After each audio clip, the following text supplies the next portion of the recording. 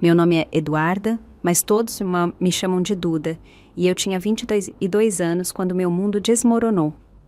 Eu voltava do meu segundo ano de faculdade esperando abraços calorosos e a comida caseira da minha mãe. Em vez disso, encontrei uma placa de vendido cravada no jardim da frente e caixas de papelão, contendo toda a minha vida empilhadas na entrada. Minhas ligações foram atendidas pela voz fria da minha mãe. Se vira sozinha. Eu cortei todo o contato naquele dia. 2 anos e 199 chamadas de pânico depois, finalmente entendi o que família realmente significava. Conte nos comentários de onde você está assistindo. E clique no botão de se inscrever para me acompanhar nesta jornada de traição e reconstrução. Crescendo em nossa casa, no bairro de Santa Felicidade, em Curitiba, a vida parecia normal na superfície. Meus pais, Rubens e Sandra Tavares, nos proporcionavam uma existência confortável na classe média alta. Meu pai trabalhava como consultor financeiro em uma firma regional, enquanto minha mãe gerenciava uma imobiliária de luxo. De fora, éramos a típica família de comercial de margarina. Uma casa espaçosa, com muro alto e portão eletrônico, jantares de domingo e fotos de férias exibidas com orgulho em porta-retratos iguais. Mas por baixo daquele exterior polido, havia um lar regido por expectativas rígidas. Desde o jardim de infância, notas máximas não eram celebradas, eram esperadas. Meus pais jamais assistiram às minhas apresentações escolares, a menos que eu tivesse um solo. O segundo lugar na Feira de Ciências me rendeu uma bronca sobre a necessidade de me esforçar mais da próxima vez, em vez de parabéns. Cada conquista era apenas um degrau para a próxima exigência. O afeto físico tornou-se cada vez mais raro à medida que eu crescia. No Ensino Fundamental 2, os abraços foram substituídos por acenos de aprovação. As conversas giravam em torno do desempenho acadêmico e da preparação para o vestibular, e não dos meus pensamentos, sentimentos ou sonhos. A distância emocional entre nós se alargou em um abismo que eu não sabia como atravessar. Apesar dessa frieza, eu me destaquei academicamente, tirando 10 em todas as matérias ao longo do ensino médio. Fui presidente do time de debates, editora do jornal da escola. Cada feito era cuidadosamente escolhido para montar a ficha de inscrição perfeita para a universidade. O dia em que recebi minha bolsa integral de mérito acadêmico para o curso de Arquitetura e Urbanismo na Universidade Federal de Santa Catarina, UFC, em Florianópolis, foi a última vez que vi orgulho genuíno nos olhos dos meus pais. A arquitetura não era uma escolha aleatória. Eu rabiscava projetos de edifícios desde os 8 anos, imaginando espaços onde as pessoas se sentiriam seguras, confortáveis e conectadas. Meu sonho era um dia projetar centros comunitários para bairros carentes, lugares que pudessem transformar vidas e promover o senso de pertencimento. Essa paixão me sustentava através da frieza emocional em casa. Meu quarto era meu santuário, o único espaço realmente meu naquela casa. Paredes em tom de azul claro, cobertas com meus esboços arquitetônicos e fotografias. Estantes abarrotadas de livros de arquitetura que eu havia economizado por anos para comprar. Uma prateleira especial guardava tesouros da minha avó Marisa, antes de ela falecer quando eu tinha 12 anos. Sua câmera vintage, um cobertor feito à mão e uma caixinha de joias contendo as únicas heranças de família que eu possuía. Vó Marisa tinha sido minha tábua de salvação emocional. Durante as visitas de verão, ela me ensinou que o amor deveria ser incondicional. Seu valor não está nas suas conquistas, Duda, ela dizia, acariciando meu cabelo enquanto assávamos biscoitos juntas. Está no seu coração. Depois que ela morreu, aquela caixinha de joias contendo seu simples colar de pérolas tornou-se minha posse mais preciosa. No verão antes da faculdade, eu trabalhava em turnos duplos em uma cafeteria local, economizando cada centavo para livros didáticos e despesas não cobertas pela bolsa. Meus pais deixaram claro que, embora a mensalidade estivesse paga, eu precisaria cuidar de todo o resto. Construindo independência, eles chamavam. Eu estava ao mesmo tempo aterrorizada e exultante por sair de casa. Meu primeiro ano na UFESC foi como respirar livremente pela primeira vez. Minha colega de quarto, Júlia, uma estudante de Porto Alegre que estudava jornalismo, tornou-se minha primeira amiga de verdade. Ela me apresentou a Lucas, um estudante de ciência da computação com um senso de humor incrível que morava no corredor. Pela primeira vez, experimentei amizades sem condições, pessoas que gostavam de mim simplesmente por ser Duda, não por minhas conquistas. Aquele primeiro ano me transformou. Eu me juntei à Sociedade de Arquitetura da Universidade, fiz trabalho voluntário em um centro comunitário local e até tive meu primeiro encontro de verdade. Meus projetos de design receberam elogios de professores que viam potencial genuíno no meu trabalho. Uma professora, a doutora Amélia Braga, dedicou atenção especial aos meus projetos focados em comunidade e se tornou uma espécie de mentora. A comunicação com meus pais se resumiu a breves ligações semanais que seguiam um roteiro previsível. Como estavam minhas notas? Eu estava mantendo a bolsa? Eu já tinha encontrado um estágio? Eu respondia às perguntas deles com dever, mas compartilhava pouco sobre minhas novas amizades ou minha crescente confiança. Algo me dizia que eles não entenderiam ou valorizariam esses desenvolvimentos. Com a aproximação do verão, uma estranha ansiedade começou a surgir. Apesar da distância emocional, eu ainda considerava a casa dos meus pais como meu lar e supunha que voltaria para lá entre os semestres. Quando mencionei os planos de verão durante nossa última ligação, minha mãe parecia distraída, dizendo apenas: "A gente resolve quando você chegar aqui." Olhando para trás, eu deveria ter reconhecido o aviso em sua resposta vaga, mas estava focada nas provas finais e nos projetos de fim de ano. O semestre terminou de forma triunfante. Eu fui impecável nas minhas apresentações finais, garanti um lugar na lista de honra e até ganhei um prêmio do departamento pelo meu projeto de centro comunitário. Júlia e Lucas fizeram uma pequena festa no nosso quarto do alojamento na noite anterior à partida de todos para as férias. Tiramos fotos, trocamos contatos de verão e prometemos mandar mensagens regularmente. "Você tem certeza de que vai ficar bem voltando para casa?" perguntou Júlia enquanto me ajudava a fazer as malas.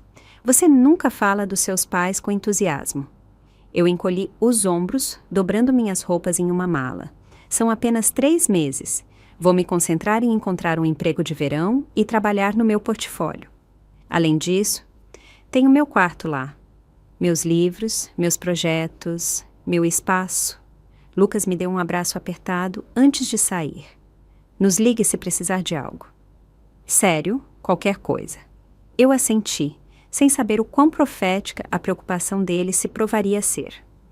Ao trancar o meu quarto de alojamento naquela manhã final, senti uma mistura de realização e apreensão. O ano acadêmico tinha sido transformador, mas algo sobre voltar para casa parecia um passo para trás.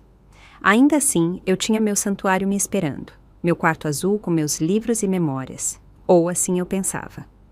A viagem de ônibus se estendeu por 6 horas. Olhei pela janela enquanto a paisagem se transformava da agitada cidade universitária para os subúrbios familiares de Curitiba. Apesar da minha ansiedade, uma parte de mim estava ansiosa para dormir na minha própria cama, rodeada pelos meus livros e esboços de design. Enviei uma mensagem rápida para o celular dos meus pais. "Ônibus chega às 4h30. Vejo vocês em breve." Nenhuma resposta veio, mas presumi que estivessem ocupados no trabalho. Enquanto o ônibus se aproximava da minha parada, juntei minha bagagem, uma mala grande contendo roupas e necessidades, minha bolsa de laptop e uma pasta de portfólio com meus melhores desenhos arquitetônicos do semestre. Tudo o mais que eu possuía permanecia no meu quarto em casa. O calor do início de junho me atingiu quando desci do ônibus com ar-condicionado. O suor começou imediatamente a escorrer na minha testa, enquanto eu iniciava a caminhada de 15 minutos até o nosso bairro. Algo parecia estranho quando virei a esquina da nossa rua. De longe, nossa casa de 2 andares parecia diferente. Aproximando-me, meus passos diminuíram à medida que a confusão se instalava. Uma grande placa vermelha e branca estava proeminentemente no jardim da frente. Vendida em letras garrafais, com o logotipo de uma imobiliária concorrente por baixo. Meu coração começou a acelerar enquanto eu me aproximava da entrada.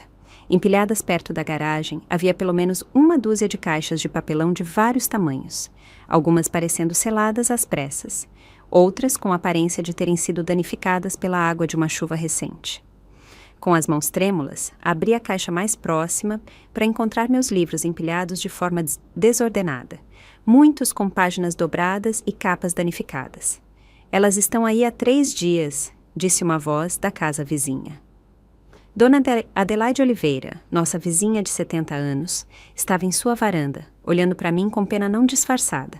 Tentei ligar para seus pais quando eles começaram a colocar suas coisas para fora, mas disseram que você estava ciente da situação. Você não foi avisada, querida. Eu não conseguia responder. O choque me deixou muda enquanto eu freneticamente pegava meu celular. O número da minha mãe tocou 4 vezes antes de conectar. Alô, Eduarda? Sua voz carregava o mesmo tom profissionalmente distante que ela usava com clientes difíceis. Mãe, o que está acontecendo? Tem uma placa de vendido no jardim e minhas coisas estão em caixas na entrada. Minha voz falhou com pânico e confusão. Sim, vendemos a casa. Seu pai e eu nos mudamos para Recife. Discutimos isso meses atrás. As palavras dela atingiram como golpes físicos. Eles nunca haviam mencionado a mudança, nenhuma vez sequer durante nossas ligações semanais. O quê? Quando foi que... Para onde eu deveria ir? A realidade da minha situação começou a se instalar, o pânico subindo pela minha garganta. Você é adulta agora, Eduarda. Você tem sua bolsa de estudos, você precisa cuidar dos seus próprios arranjos. O distanciamento clínico em sua voz era pior do que qualquer raiva teria sido. Mas todas as minhas coisas, meus livros, a caixinha de joias da avó Marisa... Onde eu deveria morar durante o verão, meu alojamento está fechado. Lágrimas escorriam pelo meu rosto enquanto eu caminhava ao lado das caixas, atraindo olhares preocupados dos vizinhos que passavam. Nós guardamos o que era importante. O resto está aí para você resolver. Você deveria ser grata por não termos apenas doado tudo. Isso faz parte de crescer. A voz da minha mãe não continha simpatia nem reconhecimento da crueldade de suas ações. Crescer? Vocês me expulsaram sem aviso. Vocês nem me disseram que estavam se mudando.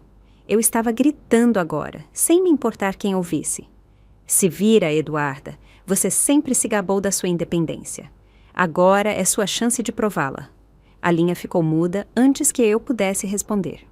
Eu fiquei paralisada, o celular ainda pressionado na minha orelha, incapaz de processar o que tinha acabado de acontecer. O ano acadêmico perfeito que eu havia completado, todas as minhas conquistas, não significavam nada naquele momento. Eu estava desabrigada, sem aviso e sem preparação. Dona Adelaide se aproximou cautelosamente, a preocupação gravada em seu rosto enrugado. Duda, querida, está tudo bem? A bondade em sua voz rompeu a barragem. Eu desabei sobre a caixa mais próxima, soluçando incontrolavelmente enquanto tentava explicar entre soluços o pouco que entendia da minha situação. Dona Adelaide ouviu, sua expressão mudando de preocupação para indignação. Você vai ficar comigo esta noite, ela declarou firmemente. Nós vamos descobrir algo amanhã, mas você não vai dormir na rua. Rubens e Sandra deveriam ter vergonha de si mesmos. Naquela noite, eu sistematicamente revirei cada caixa, fazendo um inventário do que restava das minhas posses. Muita coisa estava faltando. A caixinha de joias da minha avó estava em lugar nenhum, nem meus livros de referência de arquitetura, aqueles caros que eu havia economizado por anos para comprar. Minhas roupas de inverno estavam ausentes, assim como a maioria dos meus sapatos. O que restava parecia ter sido escolhido aleatoriamente, como se tivessem empacotado às pressas, sem se importar com o que eu poderia precisar. Tentei ligar para meu pai em seguida, esperando alguma explicação ou pedido de desculpas. O telefone dele foi direto para a caixa postal. Tentei minha mãe novamente, mas ela não atendeu. Com as mãos trêmulas, enviei uma mensagem de texto. Como vocês puderam fazer isso comigo? Onde está a caixinha de joias da avó? Onde estão minhas roupas de inverno e livros de arquitetura? A resposta veio 1 hora depois. Guardamos algumas coisas por razões sentimentais. Os livros foram doados para a biblioteca. Suas roupas de inverno foram para a caridade. Você pode comprar novas com o dinheiro do seu emprego de verão. O descarte casual das minhas posses mais preciosas foi a traição final. Eu enviei uma última mensagem. Não me contatem novamente, nunca mais. Então, bloqueei os números de ambos. Naquela noite, dormi no sofá-cama da dona Adelaide, chocada demais para sequer chorar. Por volta da meia-noite, uma tempestade atingiu o bairro. Da janela, observei a chuva encharcar as caixas de papelão que continham o que restava da minha infância e adolescência. Assim como o amor dos meus pais, aquelas caixas se mostraram proteção inadequada contra os elementos. A manhã trouxe clareza, se não conforto. Dona Adelaide preparou café e torrada, tratando-me com uma gentileza suave que apenas destacava a crueldade das ações dos meus pais. Durante o café da manhã, ela fez algumas ligações para amigos, procurando opções temporárias de moradia. A neta da minha sobrinha ficou em uma pensão estudantil no último verão. Ela explicou. Não é chique, mas é barato, e eles podem ter um espaço disponível. À tarde, eu havia garantido o último quarto disponível em um casarão antigo e decadente, convertido em moradia estudantil, a 6 quarteirões da minha antiga casa no centro da cidade. O aluguel consumiria a maior parte dos meus reais em semanas. Meu novo quarto era mal maior do que um armário, com papel de parede descascando e um colchão que afundava no meio. Minha colega de quarto, Natália, uma estudante de farmácia, deixou imediatamente claro que preferia a solidão e silêncio. Trabalho à noite no hospital e durmo de dia, ela explicou secamente. Então, mantenha o barulho baixo durante o dia. Dona Adelaide me ajudou a salvar o que podíamos das caixas danificadas pela chuva. Muitos dos meus livros estavam além do reparo, páginas grudadas ou capas deformadas além do reconhecimento. Meus esboços e projetos tinham se saído pior de todos. Anos de trabalho reduzidos a papel encharcado e borrado. Fotografei o que restava legível antes de descartar os originais com relutância. Com abrigo garantido, mas fundos diminuindo rapidamente, minha próxima prioridade era encontrar trabalho. O mercado de empregos de verão já estava saturado com estudantes que haviam se planejado com antecedência. Após 3 dias de rejeição, consegui garantir 3 posições de meio período. Turnos matinais em uma cafeteria, horas noturnas em um supermercado e cuidar de 3 crianças pequenas nos fins de semana. Minha rotina se tornou brutal.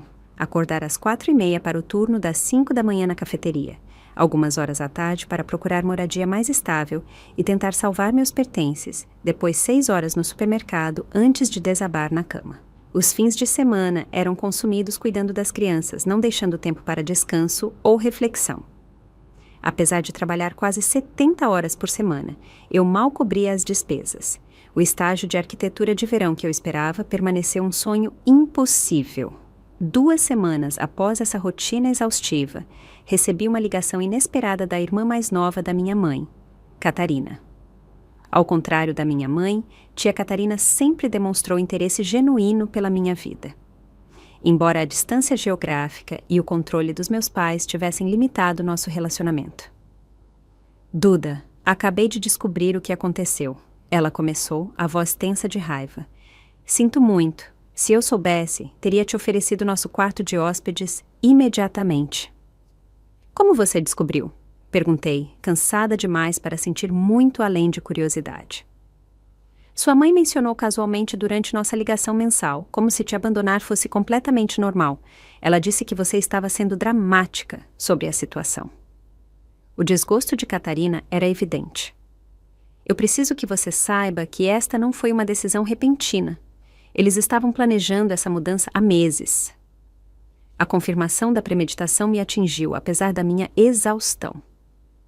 Eles disseram o porquê? Catarina hesitou. Eles usaram o dinheiro da venda da sua casa para comprar imóveis para investimento no Nordeste. Aparentemente, eles queriam entrar no ramo de desenvolvimento imobiliário, mas precisavam de capital. Ela fez uma pausa.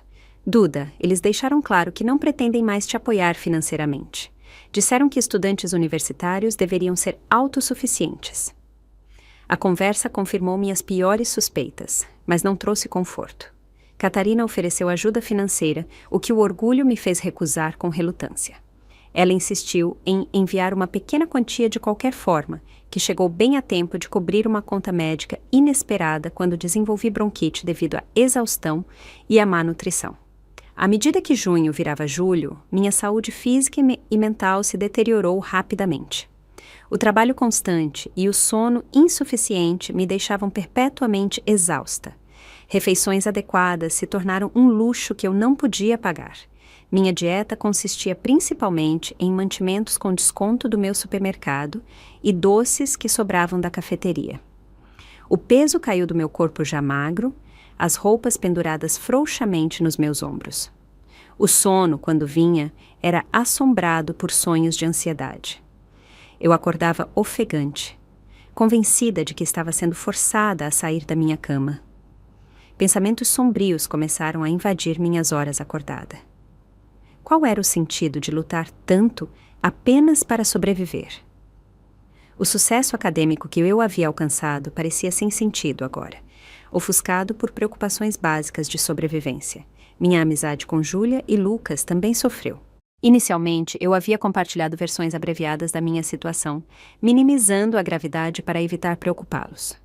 Com o passar das semanas, parei de responder às mensagens deles por completo, incapaz de preencher a lacuna entre as experiências despreocupadas de verão deles e a minha realidade desesperadora. Eles continuaram entrando em contato, mas eu não conseguia encontrar palavras para explicar minhas circunstâncias sem desmoronar. Em meados de julho, o semestre de verão na UFSC havia começado, e eu tentei fazer uma aula para manter o progresso acadêmico. O esforço se mostrou desastroso. Incapaz de me concentrar durante as palestras, vi meu coeficiente de rendimento, CE, perfeito escorregar quando falhei na prova intermediária. Meu professor, preocupado com minha mudança dramática em relação ao semestre anterior, sugeriu que eu me retirasse do curso em vez de arriscar uma aprovação acadêmica. Essa falha desencadeou meu primeiro ataque de pânico, ofegando por ar no banheiro depois da aula, convencida de que estava morrendo enquanto meu peito se contraía dolorosamente. O centro de saúde do campus diagnosticou ansiedade aguda e recomendou aconselhamento que eu não podia pagar e não tinha tempo para frequentar. O golpe final veio quando recebi um e-mail do Comitê de Bolsas solicitando uma reunião sobre minhas preocupações acadêmicas.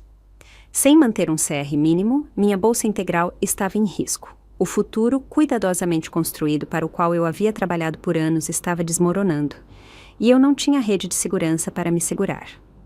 Certa noite, enquanto colocava produtos nas prateleiras do supermercado, vislumbrei uma mulher que se parecia com a minha mãe.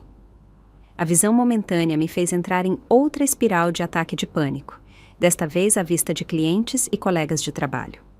Meu gerente me mandou para casa mais cedo com um aviso sobre levar problemas pessoais para o trabalho. Naquela noite, no meu minúsculo e sufocante quarto, encolhi-me em posição fetal no meu colchão afundado e permiti-me sentir completamente o abandono. Meus pais não tinham apenas me deixado sem um lar. Eles haviam desmantelado sistematicamente todos os apoios nos quais eu poderia ter confiado, levando até mesmo as lembranças que me conectavam ao amor da minha avó. A traição parecia total e irreversível. Pela primeira vez, enfrentei a possibilidade de que eu talvez não sobrevivesse a isso. Não fisicamente, talvez, mas a pessoa que eu havia sido. Ambiciosa, confiante, motivada, estava desaparecendo sob o peso de simplesmente existir dia após dia. Sem intervenção, eu não tinha certeza de quem restaria. Agosto chegou com calor sufocante e crescente pressão financeira. Minha bolsa de estudos permanecia em risco, e o semestre de outono se aproximava em semanas. A tesouraria da universidade enviava e-mails cada vez mais urgentes sobre taxas pendentes não cobertas pela minha bolsa, depósitos de moradia, taxas de atividade, custos de livros didáticos. Cada notificação aumentava minha ansiedade, mas eu não tinha recursos para resolvê-los. A dívida no cartão de crédito acumulava-se rapidamente, pois eu cobrava despesas essenciais que não podia cobrir com minha renda minguante. As taxas de juros eram abusivas, projetadas para prender pessoas desesperadas exatamente como eu. Cada pagamento mínimo que eu conseguia raspar mal tocava o saldo principal. A ansiedade financeira tornou-se uma companheira constante, acordando comigo todas as manhãs e seguindo-me para cada trabalho exaustivo. Minha situação de moradia se deteriorou ainda mais quando Natália anunciou que estava se mudando para a casa do namorado. deixando-me responsável pelo aluguel integral ou pela busca imediata de um novo colega de quarto. Ninguém respondeu aos meus anúncios postados às pressas. O proprietário, insensível à minha situação, me deu 10 dias para pagar o valor total ou desocupar. Em desespero, tentei uma última conversa com meus pais. Após semanas de silêncio, desbloqueei os números deles e liguei primeiro para o meu pai, esperando que ele pudesse demonstrar mais compaixão do que minha mãe. Eduarda, sua voz estava tensa, formal. Presumo que esteja ligando por causa de dinheiro. Pai, estou prestes a perder minha bolsa e minha moradia. Não consigo trabalhar mais horas do que já estou trabalhando. Preciso de ajuda. Engolir meu orgulho parecia engasgar com vidro, mas eu não tinha alternativas. Sua mãe e eu discutimos isso. Acreditamos que você está passando por crescimento necessário. A vida real não é dada de mão beijada. Você tem que conquistar seu caminho. Ele soava como se estivesse recitando um livro de paz, distante da realidade das minhas circunstâncias. Crescimento necessário? Estou trabalhando em 3 empregos e mal consigo me alimentar. Vocês me deixaram desabrigada sem aviso. Minha voz subiu a cada palavra, a raiva superando temporariamente a exaustão. Essa atitude é exatamente o problema. Você sempre teve um senso inflado de merecimento. Nós providenciamos para você por 18 anos. Outros pais não sustentam seus filhos na faculdade de forma alguma. Vocês não apenas pararam de me sustentar. Vocês ativamente me sabotaram. Vocês jogaram fora minhas posses, roubaram heranças de família que nem eram de vocês para levar e nem tiveram a decência de me avisar que eu não teria um lar para onde voltar. Sua voz endureceu. Essas heranças pertencem à nossa família, não apenas a você. Sua avó teria querido que as tivéssemos também. Quanto a avisar você, talvez se você tivesse ligado com mais frequência durante o semestre, em vez de ficar absorvida pela sua vida universitária, você teria sabido dos nossos planos. A injustiça de tirar o fôlego de sua declaração me atordoou em um silêncio momentâneo. Eles haviam deliberadamente retido informações sobre a venda da nossa casa e então me culparam por não ter intuído seus planos de alguma forma. Você é ingrata, Eduarda. Nós te demos tudo e agora você está agindo como uma vítima porque esperamos um comportamento adulto de você. Algo dentro de mim se quebrou com aquelas palavras. O último resquício de esperança de que meus pais pudessem reconhecer sua crueldade ou oferecer ajuda mínima. Eu nunca mais quero falar com vocês dois, eu disse. Minha voz de repente calma. Vocês não me deram tudo. Vocês me ensinaram que família não significa nada, que o amor é condicional, que eu não posso confiar nas pessoas que deveriam me proteger mais. Parabéns por essa lição. É a última que vocês vão me ensinar. Encerrei a ligação e bloqueei os números deles novamente, desta vez com finalidade, em vez de raiva reativa. O rompimento pareceu permanente, uma cauterização de uma ferida infeccionada. Doloroso, mas necessário para a sobrevivência. Na manhã seguinte, o proprietário entregou um aviso de despejo. Eu tinha 48 horas para desocupar as instalações. Sem ter para onde ir e com a maioria das minhas posses já perdidas, empacotei minhas poucas roupas restantes e itens essenciais na minha mochila. Os livros didáticos de arquitetura que eu havia conseguido salvar eram muito pesados para carregar, então os deixei para trás, junto com meu portfólio danificado. Naquela noite, uma tempestade fora de época varreu a região. Sem abrigo, me encolhi na entrada coberta da biblioteca pública, encharcada e tremendo enquanto raios riscavam o céu. Horas se passaram em desconforto miserável, a fome roendo meu estômago, a exaustão puxando minha consciência. Ao amanhecer, a febre queimava em mim, minhas roupas ainda úmidas contra a pele fria e suada.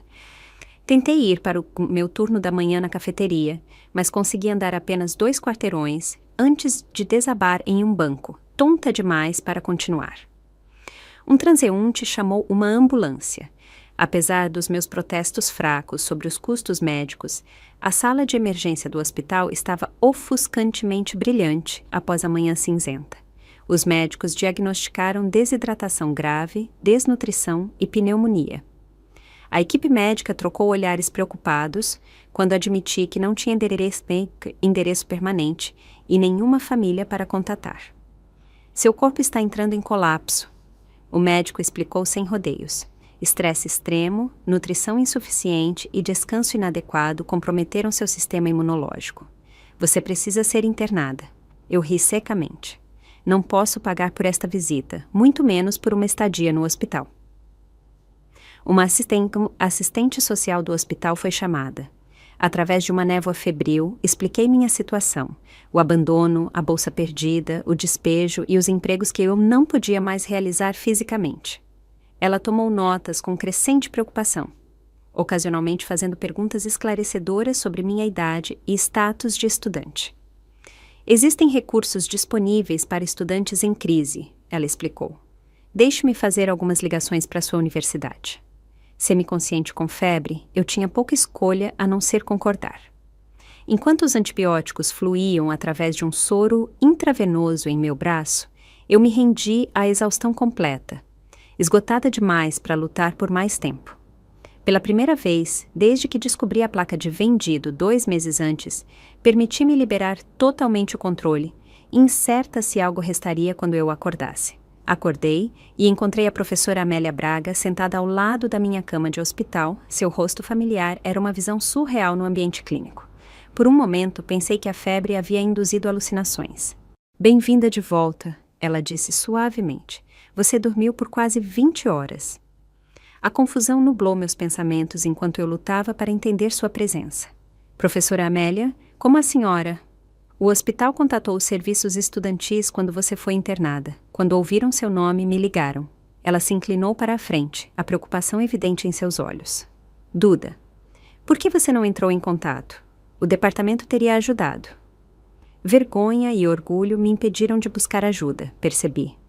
Mesmo no meu ponto mais baixo, eu não tinha conseguido admitir a profundidade das minhas lutas, especialmente para professoras que eu respeitava. Eu não queria que ninguém soubesse. Eu sussurrei, a garganta áspera pela tosse. Eu pensei que poderia me virar sozinha. A professora Amélia balançou a cabeça gentilmente. Ninguém se vira sozinho com a falta de moradia e o abandono, especialmente não aos 22 anos. Isso não é independência, é isolamento. Na hora seguinte, enquanto minha mente se clareava, ela delineou um caminho a seguir que parecia impossível apenas dias antes. O departamento de arquitetura tinha uma posição de assistente de pesquisa disponível imediatamente, não prestigiosa, mas oferecendo um pequeno salário e, crucialmente, acesso à moradia estudantil para pós-graduação durante o verão. É um quarto individual em um apartamento compartilhado, ela explicou. Básico, mais limpo e seguro. O salário não vai te deixar rica, mas combinado com o auxílio-refeição do campus, você não passará fome. Lágrimas brotaram nos meus olhos, a gentileza quase mais dolorosa do que as dificuldades anteriores. Porque a senhora faria isso por mim. Porque seu talento é excepcional e sua situação é injusta. Sua franqueza era revigorante após meses de clichês. Mais importante, porque é isso que uma comunidade faz. Apoia seus membros em momentos de crise. Esse conceito de comunidade como rede de segurança foi revolucionário para mim.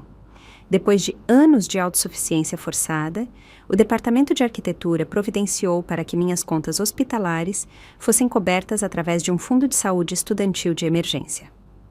O escritório de auxílio financeiro ajudou a reestruturar minha bolsa, permitindo um semestre probatório para restaurar meu CR sem perder o financiamento. A recuperação física veio gradualmente. O hospital me deu alta após 3 dias com receitas e instruções estritas para descansar. Meu novo quarto de pós-graduação era espartano, mais limpo, com uma cama de verdade e um chuveiro funcionando.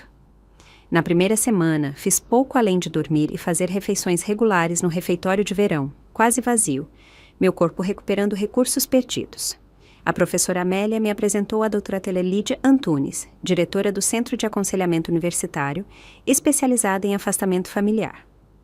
Nossas sessões, 2 vezes por semana, inicialmente se concentraram na estabilização imediata, gerenciamento de ataques de pânico, estabelecimento de rotinas de sono, processamento do trauma agudo de abandono. O que seus pais fizeram não foi apenas indelicado. A doutora Lídia explicou durante uma sessão. Foi uma forma de abuso psicológico. A natureza repentina foi intencionalmente desestabilizadora. Mas por que eles fariam isso? Que propósito isso serviu? Essa pergunta havia me assombrado por meses. Controle, ela respondeu simplesmente. Ao manter você em um estado de crise, eles mantiveram o poder mesmo estando fisicamente ausentes. Eles provavelmente esperavam que você acabasse desmoronando e implorando por ajuda nos termos deles. A observação ressoou dolorosamente. Meus pais sempre valorizaram o controle acima da conexão emocional. O ato final deles havia sido projetado para reforçar minha dependência, não para promover a independência, como haviam alegado. À medida que julho se transformava em agosto, minhas obrigações de assistente de pesquisa proporcionavam estrutura e propósito. O trabalho era direto: organizar arquivos arquitetônicos, digitalizar plantas antigas, compilar bibliografias de pesquisa. Embora não fosse criativamente desafiador, me reconectou ao campo que eu amava e proporcionou interação com estudantes de pós-graduação e professores que me tratavam como uma colega valorizada. As melhorias na saúde física me permitiram finalmente responder às mensagens cada vez mais preocupadas de Júlia e Lucas. O apoio incondicional e imediato deles me oprimiu. Eles organizaram uma chamada de vídeo onde eu finalmente compartilhei a história completa, sem mais esconder a gravidade do que havia acontecido. Estou voltando mais cedo, Júlia declarou firmemente. Meu voo estava marcado para a próxima semana de qualquer maneira. Vou apenas mudá-lo. E eu vou te ajudar a levar suas coisas para o alojamento assim que abrir.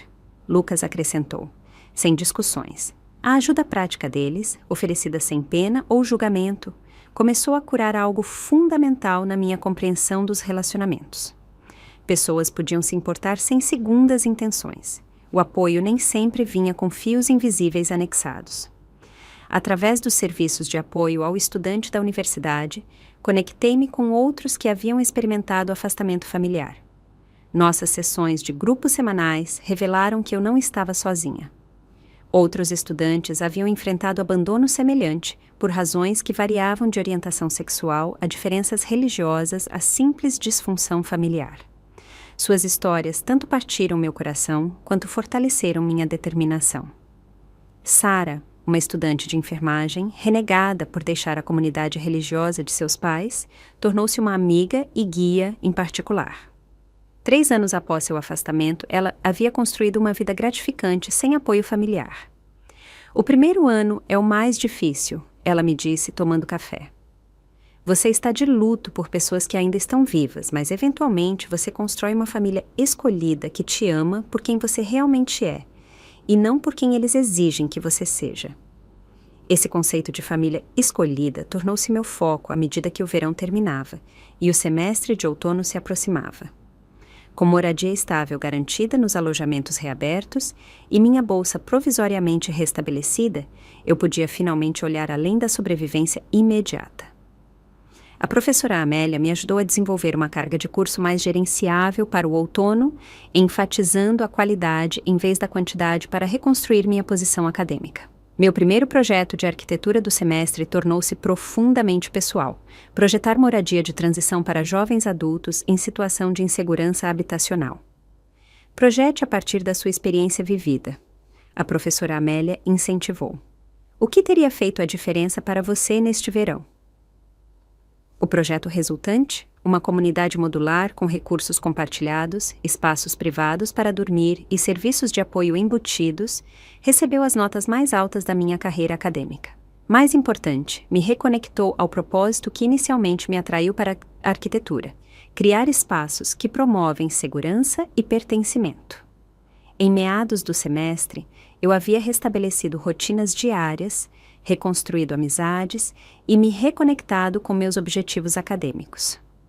Os ataques de pânico diminuíram, embora pesadelos ocasionais persistissem. Meu foco obstinado na sobrevivência se expandiu para incluir pequenos prazeres novamente. Desenhar por prazer, não apenas por tarefa, noites de cinema com amigos, até mesmo risadas ocasionais. A doutora Lídia me ajudou a entender que a recuperação não era linear. Alguns dias ainda traziam luto avassalador pelo relacionamento familiar que eu havia perdido.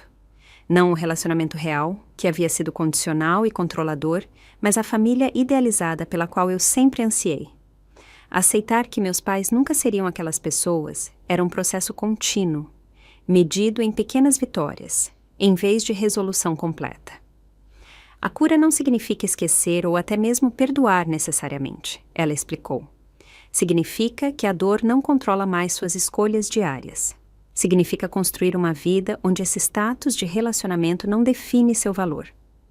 Gradualmente, dolorosamente, comecei a construir essa vida.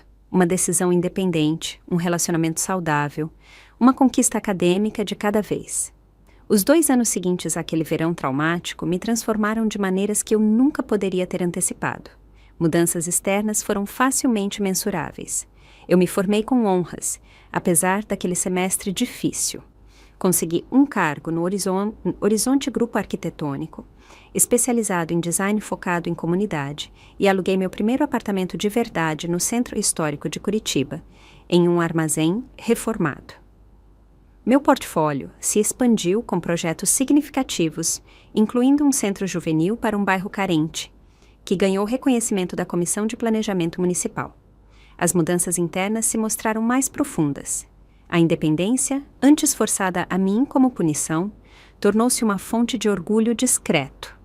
Cada pagamento de aluguel, feito com meus próprios ganhos, cada desafio profissional navegado com sucesso, cada feriado celebrado com a família escolhida em vez de parentes biológicos, construiu uma confiança que não podia ser minada pela ausência dos meus pais. Meu apartamento, embora pequeno, tornou-se o santuário que eu uma vez procurei no meu quarto de infância. Janelas industriais inundavam o espaço com luz natural, iluminando paredes cobertas com desenhos arquitetônicos e fotografias de momentos significativos.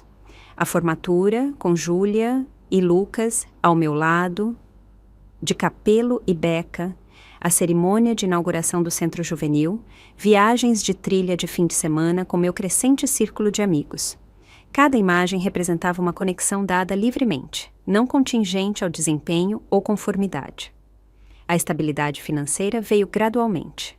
O trabalho de arquitetura de nível júnior pagava modestamente, mas um orçamento cuidadoso permitia pequenos luxos depois que as necessidades básicas eram atendidas. Desenvolvi sistemas para tudo: poupança de emergência, contribuições para a aposentadoria, cobertura de seguro, criando a segurança que meus pais haviam abruptamente removido. O processo era tedioso, mas empoderador, cada decisão financeira fortalecendo minha autossuficiência. O romance entrou na minha vida inesperadamente através de um projeto de horta comunitária onde eu era voluntária mensalmente. Matheus Camargo, um engenheiro ambiental com paixão por espaços urbanos sustentáveis, abordou-me com perguntas sobre a incorporação de estruturas de jardim em complexos de apartamentos. Nossa conversa profissional evoluiu para café, depois jantar, e depois um relacionamento construído sobre respeito mútuo e comunicação transparente. Me conte sobre sua família, ele perguntou durante nosso terceiro encontro. Eu não tenho contato com minha família biológica, respondi, simplesmente esperando pelas perguntas estranhas que geralmente seguiam tais declarações. Em vez disso, ele assentiu pensativamente. Família é quem aparece por você, não apenas quem compartilha seu DNA. Eu gostaria de ouvir essa história sempre que você estiver pronta para compartilhá-la, mas sem pressão. Sua resposta refletiu a inteligência emocional que mais tarde o tornaria um parceiro inestimável. Quando eu finalmente compartilhei a história completa de abandono, ele ouviu sem julgamento. Fez perguntas atenciosas e nunca pressionou pela reconciliação quando eu expressei contentamento com meu afastamento. Algumas coisas quebradas não devem ser coladas de volta, ele observou. Às vezes, a quebra cria espaço para algo mais saudável crescer. À medida que minha reputação profissional crescia, o mesmo acontecia com minha segurança financeira. A promoção a gerente de projetos júnior veio com um aumento substancial de salário, permitindo-me, finalmente, abordar a dívida persistente daquele verão desesperador. Cada cartão de crédito pago representava outro elo na corrente de dependência cortada. No segundo aniversário do dia em que encontrei meus pertences em caixas encharcadas de chuva, eu estava livre de dívidas, com poupança crescente e uma trajetória de carreira clara. Aquela data marcante passou sem reconhecimento até que Matheus a mencionou casualmente durante o jantar. Faz exatamente 2 anos hoje, não faz? Eu parei o garfo no meio do ar. Como você se lembrou disso? É importante para você, mesmo que você não marque oficialmente. Ele apertou minha mão suavemente. Tenho orgulho de você. Sabe, a maioria das pessoas não teria se reconstruído de forma tão completa a partir daquele ponto de partida.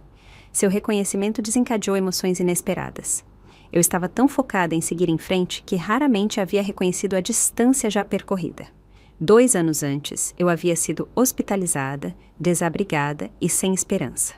Agora eu estava em terreno sólido, inteiramente de minha própria criação. Na manhã seguinte, meu celular exibiu uma notificação que eu inicialmente não compreendi. 199 chamadas perdidas do mesmo número ao longo dos últimos 2 anos. O número da minha mãe, ainda bloqueado, mas persistentemente tentando contato. Cada ligação tinha ido direto para a caixa postal sem me alertar, a contagem aumentando silenciosamente enquanto eu reconstruía minha vida. A curiosidade superou a cautela.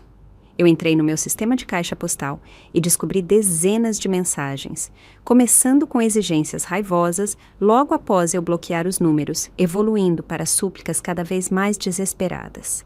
A mais recente, de apenas dias atrás, continha algo que eu nunca tinha ouvido na voz da minha mãe antes. Medo genuíno. Eduarda, por favor, seu pai teve um AVC, precisamos que você nos ligue. As coisas estão difíceis por aqui, por favor. A fraqueza em sua voz, tão diferente do seu tom controlado usual, me fez parar. Uma rápida busca na internet confirmou a verdade. Meu pai, de fato, havia sofrido um acidente vascular cerebral, AVC, grave 3 semanas antes. A cobertura de notícias locais sobre uma arrecadação de fundos comunitária mencionava contas médicas crescentes e potencial execução hipotecária para a família Tavares. Minha tia Catarina ligou naquela mesma tarde, sem saber que eu havia descoberto a notícia independentemente. Eu sei que você ainda está com raiva e tem todo o direito de estar. Ela começou cautelosamente, mas achei que você deveria saber o que está acontecendo. A história que ela compartilhou revelou o quão dramaticamente as circunstâncias dos meus pais haviam mudado. Seus investimentos imobiliários em Recife falharam catastroficamente durante uma desaceleração econômica. Propriedades compradas a preços inflacionados agora estavam vazias e invendáveis, drenando suas economias através de pagamentos de hipotecas e impostos sobre a propriedade. Eles perderam quase tudo, mesmo antes do AVC de Rubens, Catarina explicou. Sandra teve que voltar para as vendas de imóveis. Mas o mercado lá está super saturado. Eles já estavam lutando, e agora, com as contas médicas. Por que você está me contando isso? Perguntei, genuinamente incerta de qual resposta ela esperava. Não estou sugerindo que você deva ajudá-los financeiramente. Ela esclareceu rapidamente. Deus sabe que eles não merecem isso depois do que fizeram. Apenas pensei que talvez isso mudasse como você se sente sobre a comunicação. Sandra parece genuinamente arrependida, embora isso possa ser situacional em vez de crescimento genuíno. A informação criou emoções complicadas que eu não havia antecipado. Não satisfação com o infortúnio deles, mas confusão sobre minhas próprias responsabilidades nesta nova dinâmica.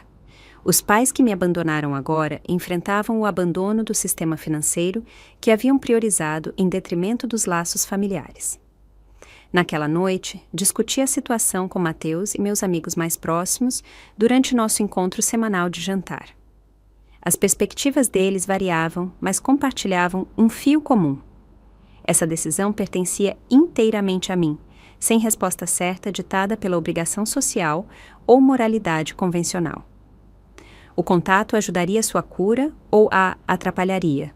Júlia perguntou, de forma prática. Essa é a única pergunta que importa. Lucas foi mais direto. Eles são essencialmente estranhos que uma vez te causaram um dano significativo. Você correria para ajudar estranhos que te machucaram só porque agora estão sofrendo? A doutora Lídia, durante nossa sessão de acompanhamento agora mensal, forneceu o quadro mais esclarecedor. Considere o que você precisa de qualquer contato potencial, não o que eles precisam, o que você precisa. Encerramento, reconhecimento do dano? Nada. Suas necessidades são válidas, independentemente das circunstâncias atuais deles. Após dias de reflexão, percebi que eu queria algo. Não reconciliação, mas resolução. A oportunidade de falar minha verdade diretamente, sem as circunstâncias desesperadoras que haviam colorido nossa última interação, de olhar nos olhos deles como a adulta bem-sucedida que eu havia me tornado, apesar e não por causa das ações deles. Com essa clareza, tomei uma decisão que moldaria a próxima fase da minha jornada, baseada nas minhas necessidades, em vez das expectativas deles ou das obrigações familiares convencionais. O aeroporto de Recife fervilhava com energia de férias, famílias se reunindo, turistas indo para as praias e pontos turísticos, tudo em contraste gritante com o meu propósito solene. Eu havia escolhido voar em vez de dirigir, limitando meu tempo no estado a exatamente 48 horas, o suficiente para realizar o que eu precisava sem contato estendido desnecessário. A navegação do carro alugado me guiou por ruas desconhecidas, até uma modesta clínica de reabilitação médica na Boa Viagem. Nada sobre o edifício não descritivo sugeria a importância do que esperava lá dentro. Meu primeiro encontro cara a cara com meus pais em mais de 2 anos. Minha mãe estava sentada sozinha na área de espera, sua aparência chocante em sua transformação. A profissional imobiliária perfeitamente arrumada e vestida impecavelmente foi substituída por alguém que parecia uma década mais velha do que sua idade real. Cabelos grisalhos apareciam por baixo de uma tintura mal cuidada e suas roupas pendiam frouxamente em uma estrutura que havia perdido peso considerável. Ela não me notou imediatamente, dando-me momentos para me recompor antes de me aproximar. Sandra, eu disse formalmente, usando seu primeiro nome deliberadamente. Sua cabeça se ergueu, os olhos se arregalando em descrença. Eduarda, você veio. Ela se levantou pela metade, os braços estendidos para um abraço que eu não retribuí. Sem jeito, ela se recostou na cadeira. Estou aqui para ver Rubens, eu declarei, mantendo a distância emocional através da formalidade. E para falar diretamente com os dois, nada mais. Algo tremeluziu em seu rosto, desapontamento talvez, ou o reconhecimento de limites que ela não havia antecipado. Ele está na fisioterapia agora, disseram. Mais 20 minutos. Ela gesticulou para a cadeira ao lado dela. Você vai se sentar? Eu escolhi um assento oposto em vez de adjacente, mantendo o espaço físico que refletia a realidade emocional. Eu entendo que Rubens teve um AVC grave. Ela assentiu, com os olhos baixos. O lado direito do corpo dele ficou paralisado. A fala também foi afetada. Ele está melhorando com a terapia, mas... Ela se interrompeu, torcendo a aliança ansiosamente. As contas médicas estão esmagadoras. O seguro cobriu a hospitalização inicial, mas não o cuidado contínuo. Estamos prestes a perder o apartamento. Eu não respondi ao pedido implícito de assistência. Há quanto tempo ele está aqui? Faz 6 semanas. Eles vão dar alta para ele na próxima semana, independentemente do progresso. Não podemos pagar mais. Sua voz rachou levemente. Eduarda, eu sei que não temos o direito de pedir nada a você, mas ver você, só ter você aqui, significa mais do que você pode saber. Não estou aqui para reconciliação, eu declarei claramente. Estou aqui porque precisava dizer certas coisas diretamente, não através de caixas postais ou intermediários. Eu precisava que vocês vissem quem eu me tornei apesar do que fizeram, não por causa disso. Antes que ela pudesse responder, uma enfermeira trouxe meu pai em uma cadeira de rodas para a área de espera. O consultor financeiro forte e intimidador que havia dominado minha infância estava irreconhecível nesta figura curvada. O AVC havia afetado o lado esquerdo de seu rosto, deixando suas feições caídas em uma semicareta permanente. Seu braço direito jazia inútil em seu colo. Seus olhos se arregalaram ao me ver e ele tentou falar. Duda. O nome saiu, arrastado, mas inconfundível. Lágrimas se formaram imediatamente em seus olhos. Apesar da minha armadura emocional, a visão me afetou. Não o suficiente para apagar o passado, mas o suficiente para reconhecer sua humanidade separada de suas ações. Olá, Rubens. A enfermeira ajudou a transferi-lo para uma cadeira regular antes de partir, deixando nós 3 em um triângulo de história complicada. Ninguém falou por vários momentos, o peso do dano não abordado preenchendo o espaço entre nós. Talvez devêssemos ir para algum lugar mais privado, minha mãe sugeriu, claramente desconfortável com possíveis testemunhas públicas de nossa disfunção familiar. Não, eu respondi firmemente. Eu prefiro território neutro. O que eu tenho para dizer não vai demorar. Endireitei meus ombros, centralizando-me na força que eu havia construído ao longo de 2 anos de recuperação e crescimento. Eu quero ser absolutamente clara sobre por que estou aqui. Não vim por obrigação familiar ou perdão. Vim porque precisava completar este capítulo corretamente antes de seguir em frente com a minha vida. Meu pai tentou intervir, lutando com a fala prejudicada, mas eu continuei firmemente. 2 anos atrás, vocês escolheram me abandonar sem aviso. Vocês descartaram minhas posses, incluindo heranças de família insubstituíveis. Vocês me deixaram desabrigada durante um período de transição vulnerável. Então me culparam por não ter lidado com a crise que vocês deliberadamente criaram. O fato, declarado claramente, sem embelezamento emocional, aterrissou com impacto visível. Quando eu mais precisei de ajuda desesperadamente, vocês não apenas recusaram assistência, mas ativamente sabotaram minha estabilidade. Eu quase perdi minha bolsa, minha saúde e potencialmente minha vida por causa das suas ações. O rosto da minha mãe se desfez. Nós nunca quisemos que as coisas ficassem tão ruins. Pensamos que você simplesmente daria um jeito. Você sempre foi tão capaz. Eu tinha 22 anos. Eu respondi uniformemente, mal mais do que uma criança, apesar da sua conveniente reformulação. E dar um jeito não deveria ter incluído falta de moradia e hospitalização. Meu pai lutou para formar palavras, finalmente conseguindo. Desculpe. Então desculpe, Duda. O simples pedido de desculpas, provavelmente o primeiro que ele já me ofereceu, amoleceu momentaneamente minha determinação. Mas o sentimentalismo não serviria a nenhum de nós agora. Eu construí uma vida sem o apoio de vocês, continuei. Eu me formei com honras. Tenho uma carreira de sucesso em arquitetura. Tenho relacionamentos significativos com pessoas que me valorizam por quem eu sou, não pelo que eu conquisto. Eu tenho estabilidade financeira. Eu a criei inteiramente sozinha. O orgulho endireitou ligeiramente a postura da minha mãe. Nós sempre soubemos que você era capaz de grandes coisas. Isso não é sobre capacidade. É sobre decência humana básica e responsabilidade parental. Mantive minha voz firme, apesar da emoção crescente. As circunstâncias atuais de vocês não apagam suas ações ou suas consequências. Não estou aqui para resgatá-los financeiramente ou emocionalmente. O rosto danificado do meu pai não podia esconder seu desapontamento. Ele claramente esperava ou esperava por mais. No entanto, eu continuei após uma pausa medida. Estou disposta a ajudá-los a navegar pelos programas de assistência disponíveis. Não com meus fundos pessoais, mas com informação. Existem programas de perdão de dívidas médicas, opções de assistência habitacional e serviços sociais projetados para situações como a de vocês. O alívio visivelmente tomou conta do rosto da minha mãe, rapidamente substituído pela confusão quando adicionei. Essa assistência vem com limites. Fornecerei informação e orientação limitada. Não fornecerei apoio financeiro. Não fingirei que somos uma família normal. Não me sujeitarei a mais manipulação ou culpa. Isso é justo, minha mãe reconheceu calmamente. Mais do que justo, considerando tudo. Eu compilei informações sobre os programas para os quais vocês se qualificam. Retirei uma pasta da minha bolsa, colocando-a sobre a mesa entre nós. Procedimentos de inscrição, informações de contato, requisitos de elegibilidade, tudo o que vocês precisam está documentado.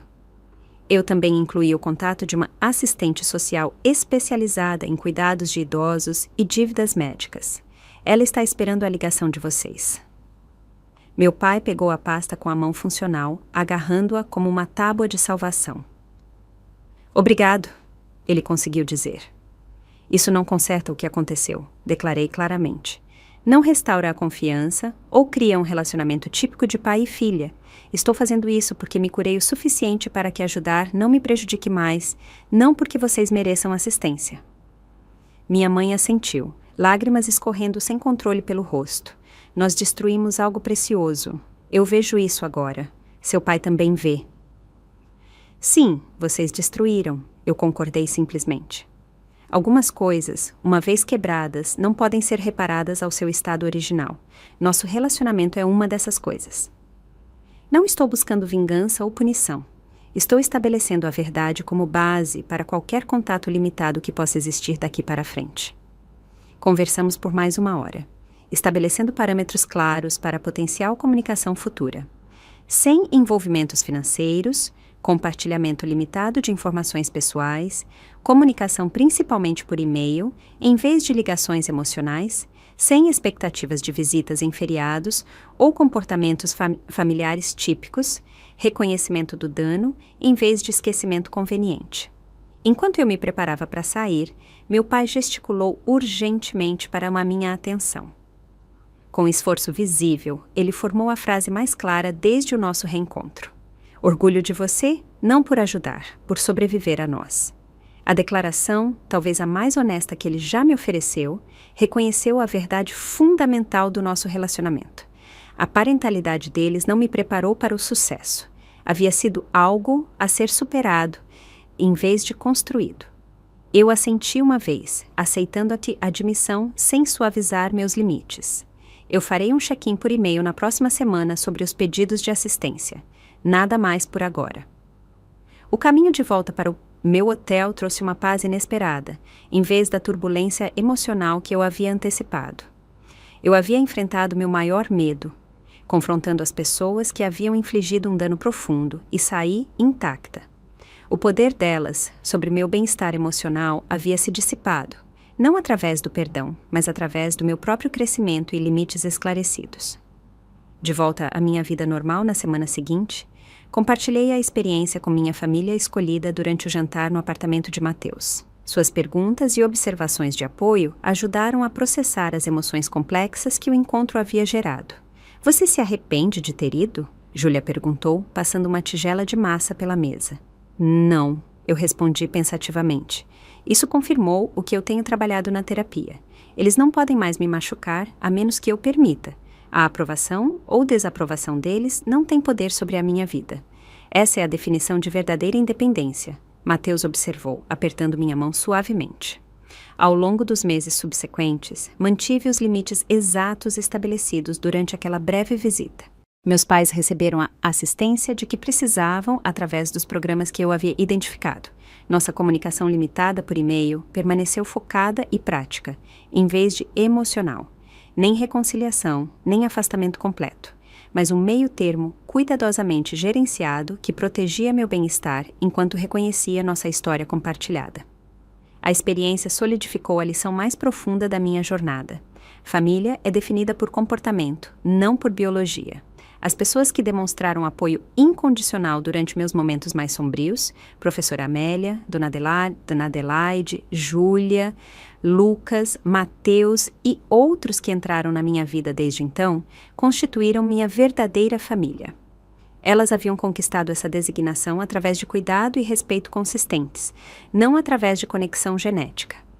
Meu trabalho arquitetônico evoluiu para refletir essa compreensão, focando cada vez mais na criação de espaços que promovem comunidades escolhidas. O Centro Juvenil se expandiu para incluir moradia de transição para jovens adultos, saindo de lares adotivos ou experimentando rejeição familiar. Cada projeto incorporava elementos projetados para facilitar a conexão e o pertencimento entre pessoas sem apoio familiar tradicional. Quando memórias dolorosas ocasionalmente vinham à tona, eu não as afastava mais, nem permitia que me dominassem. Em vez disso, eu as reconhecia como parte da minha história, sem permitir que definissem meu presente ou futuro. A garota abandonada com pertences encharcados de chuva existia dentro da minha história, mas ela não era mais minha identidade inteira. As caixas deixadas na entrada naquele dia de verão continham mais do que pertences descartados. Elas continham um presente não intencional. O catalisador para construir uma vida baseada em conexão autêntica, em vez de obrigação, conquista ou medo. O lar que eu havia criado dentro de mim provou ser mais seguro do que qualquer estrutura física que meus pais haviam fornecido ou tirado. Qual foi a posse mais valiosa que você perdeu em uma situação difícil? Você já teve que reconstruir do zero após uma grande perda ou traição? Comente abaixo para compartilhar sua história. E se isso ressoou com você, por favor, curta e se inscreva para apoiar mais histórias de resiliência e cura. Compartilhe com alguém que possa precisar ouvir que família é sobre ações, não apenas DNA. Obrigada por testemunhar minha jornada do abandono à força. Lembre-se, às vezes as coisas que pensamos serem finais acabam sendo novos e poderosos começos. Música.